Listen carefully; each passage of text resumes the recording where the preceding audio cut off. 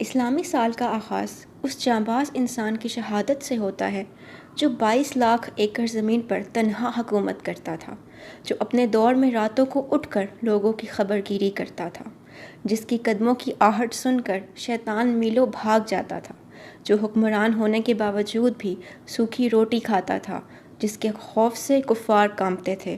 وہ اسلام کے خلیفہ دوم حضرت عمر فاروق رضی اللہ تعالیٰ عنہ ہیں، جنہیں یکم محرم الحرام 24 ہجری میں شہید کیا گیا،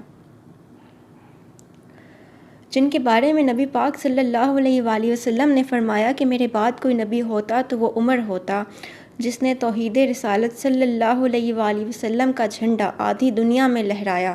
کون عمر رضی اللہ تعالیٰ عنہ، جس کی شہادت پہ یہودیوں نے قبول کیا کہ اگر 10 سال مزید عمر رضی اللہ تعالیٰ عنہ زندہ رہ جاتے تو مشرق سے مغرب تک ایک یہودی بھی نہ بچتا اور ساری دنیا میں اسلام کا جھنڈا لہرا دیتا۔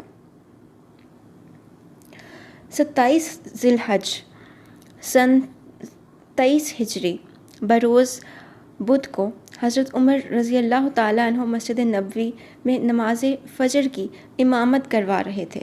نماز کے دوران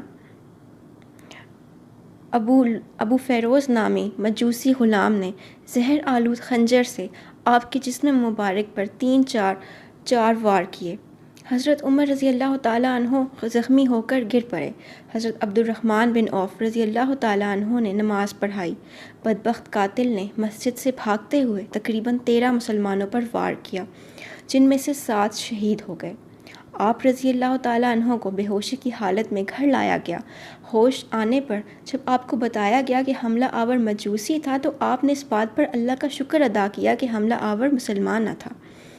آپ رضی اللہ تعالیٰ عنہ پر خشیت الہی کی کیفیت طاری ہو گئی۔ آپ نے اپنے بیٹے عبداللہ کو حکم دیا کہ میرا سر اپنی گود سے ہٹا کر زمین پر رکھ دو تاکہ اللہ تعالیٰ مجھ سے رحم و کرم والا معاملہ فرمائے۔ اس موقع پر حضرت عبداللہ بن عباس رضی اللہ تعالیٰ عنہما آپ کو بشارتیں اور تسلیاں دیتے رہے۔ 3 دن کرب میں گزارنے کے بعد آپ رضی اللہ تعالیٰ عنہ زخموں کی تاب نہ لاتے ہوئے یکم محرم الحرام 24 ہجری کو جام شہادت نوش فرما گئے۔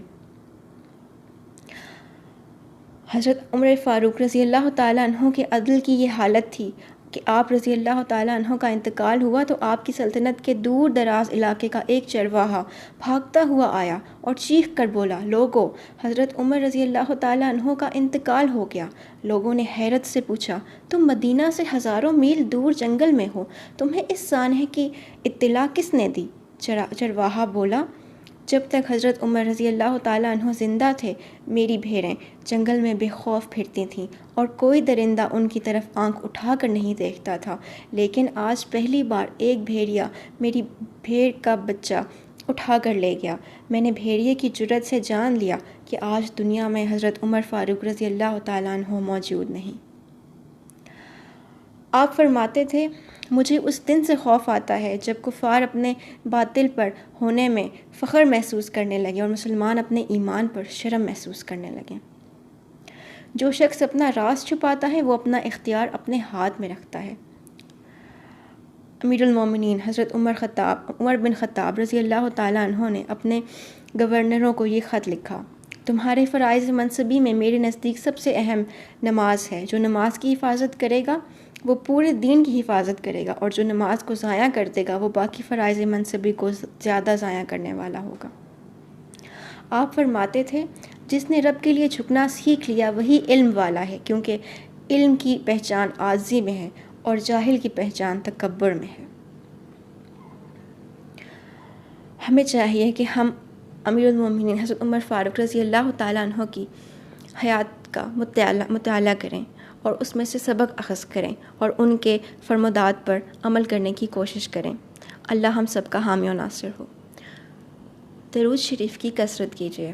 اللہم صلی علی سیدنا محمد وعلی آل سیدنا محمد وبارک وسلم۔